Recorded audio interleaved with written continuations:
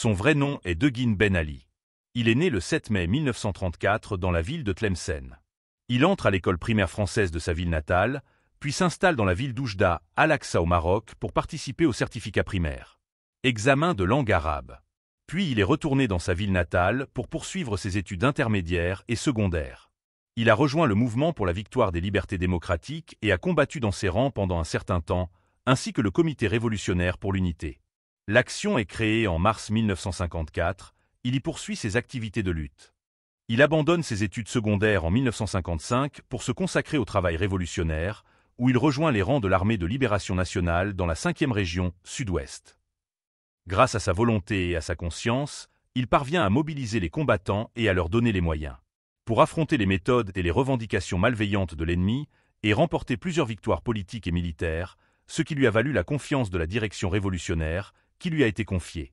Il avait plusieurs responsabilités qu'il a exercées avec toute la compétence et l'habileté, ce qui l'a fait diriger la révolution. Dans la 5e région, notamment dans le processus d'organisation de l'activité militaire, cela a conduit à l'expansion de la révolution.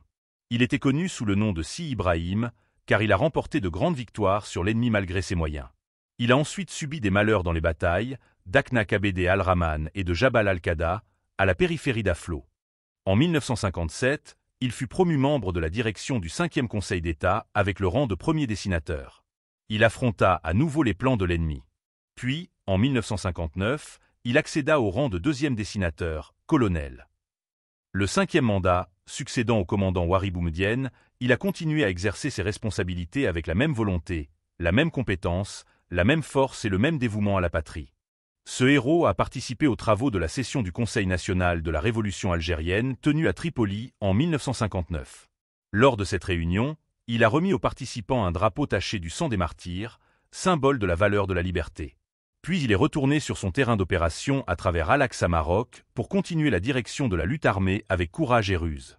Après une vie pleine de lutte et de djihad, le colonel Lotfi est décédé autant que martyr avec son premier adjoint Al-Sag Faraj le 27 mars 1960, au sud de la ville de Bachar, à 20 km de là, à l'issue d'une grande bataille inégale avec les forces aériennes et terrestres ennemies. C'est ainsi qu'est tombé en martyr notre héros Lotfi, qui ne connaissait ni repos ni complaisance dans l'étiquette du devoir sacré.